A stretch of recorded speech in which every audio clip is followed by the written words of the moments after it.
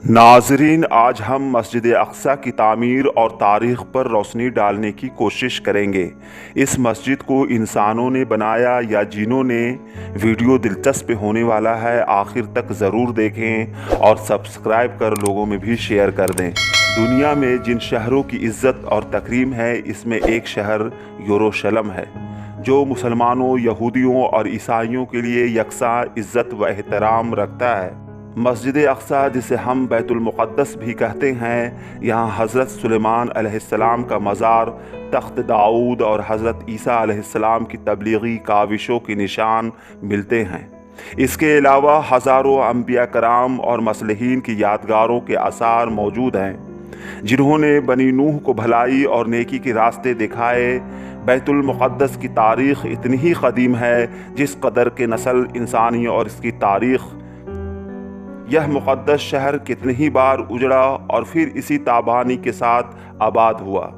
हमला आवरों ने कई बार इसकी ईंट से ईंट बजा दी, मगर फिर आबाद कारवां ने इसे फिर इसी जोशो खरोश के साथ तामीर के काम को अंजाम दिया। यहूदी इस शहर को खुदाई मस्कन कहते हैं। इनका अक़ीदा है कि यह शहर क़यामत तक कायम रहेगा। बैतुल मुक़द्दस हम मुसलमानों के लिए क़िबला अव्वल का मुकाम रखता है। जिस तरफ रुख करके नबी सल्लल्लाहु अलैहि वसल्लम और इनके असहाब ने 1.5 सालों तक नमाज अदा की और इससे लोगों को ये पैगाम दिया कि इस्लाम कोई नया दीन नहीं, बल्कि ये दीन इब्राहीम की एक शक्ल है, जो हज़रत मूसा व ईसा अलैहिस्सलाम के तालीमात को फिर से ज़िंदा करने और असल तौरात और इंजील के पैगाम पर अमल पैरा है। वाक़िया मिराज भी इसी बात की गवाही है कि बैतुल मुक़द्दस से इस्लाम का कितना ताल्लुक़ है, जिसमें हज़रत मोहम्मद सल्लल्लाहु अलैहि वसल्लम ने तमाम अंबिया कराम की इमामत की। कुरान मजीद में अल्लाह ताला ने इस मुक़द्दस ज़मीन के बारे में सूरह एराफ में फ़रमाया, और हमने इस कौम को, जिसको कमज़ोर बनाया गया था, उस सरज़मीन में मशरिक़ व मग़रिब का वारिस बनाया कि जिस सरज़मीन पर हमने बरकत रखी है।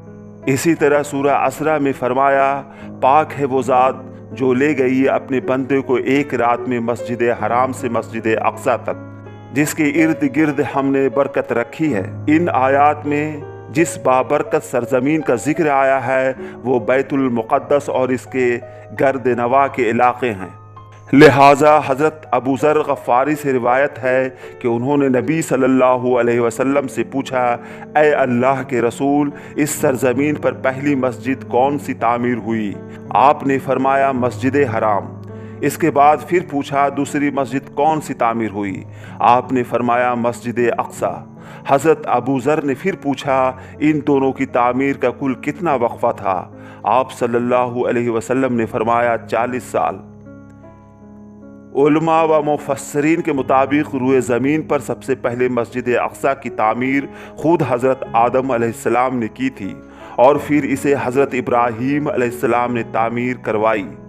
इब्न हश्शाम ने अपनी तारीख़ी किताब में लिखा, जब बनी इसराइल फ़लस्तीन में ताकतवर हुए और इनकी सल्तनत कायम हुई, तो हज़रत दाऊद अलैहिस्सलाम ने बैतुल मुक़द्दस की दोबारा बुनियाद रखी, और फिर आपके फ़र्जिंद हज़रत सुलेमान अलैहिस्सलाम ने मस्जिद अक़सा की मुकम्मल तामीर करवाई।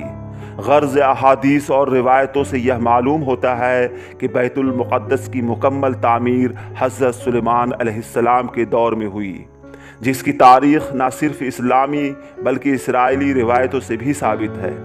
हज़रत सुलेमान अलैहिस्सलाम अल्लाह के एक बरगुज़ीदा पैगम्बर थे, जिनकी सल्तनत मशरिक़ से मग़रिब तक फैली हुई थी, और इंसानों से चरिंद व परिंद हैवानात और यहाँ तक के जिनों पर भी आपने हुकूमत की थी। जिन्नात आपके फरमा बरदार और ताबेदार थे, जो हुकूमती उमूर में हज़रत सुलेमान अलैहिस्सलाम के हुक्म की तामील करते थे और बड़े बड़े काम अंजाम देते। लिहाजा मस्जिद अक़सा की तामीर में हज़रत सुलेमान अलैहिस्सलाम ने इंसानों के साथ जिन्नातों को भी लगाया था। मस्जिद की तामीर का काम आप अलैहिस्सलाम के तख्त नशी होने के बाद 1012 क़ब्ल मसीह में शुरू कराई। तामीरी मुकाम पर हज़रत सुलेमान ने एक शीशे का हुजरा बनवाया था, जहां आप अपने अशा के सहारे खड़े होकर इबादत किया करते। यह इबादत इतनी तवील होती कि आप कई महीनों तक ऐसे ही खड़े रहते और जिन्नात अपने कामों में लगे रहते।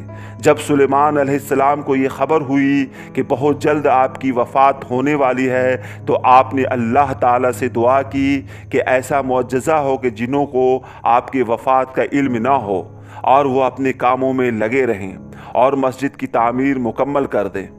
लिहाजा इस हुजरे के अंदर जब आप इबादत कर रहे थे और अपने अशा के सहारे खड़े थे, तो इनकी रूह कब्ज़ कर ली गई। लेकिन आप कई सालों तक यूं ही खड़े रहे और जिन्नात समझते रहे कि आप इबादत में मसरूफ़ हैं। लेकिन आपकी अशा दीमक खाती रही और लाठी कमज़ोर हो गई, तो जिस्म ज़मीन की तरफ झुकने लगी और तब जिन्नातों को ये इल्म हुआ कि आपकी वफ़ात हो गई है। ये वाक़या सूरा सबा में यूँ बयान है, फिर जब हमने उन पर मौत का हुक्म भेजा तो जिन्नों को इनकी मौत का इल्म ना हुआ। अगर ज़मीन की दीमक इनकी अशा खाती रही और जब सुलेमान ज़मीन पर आए तो जिन्नों पर हकीकत खुल गई। अगर वो गायब की खबर रखते तो हज़रत सुलेमान की वफ़ात से बेखबर ना रहते।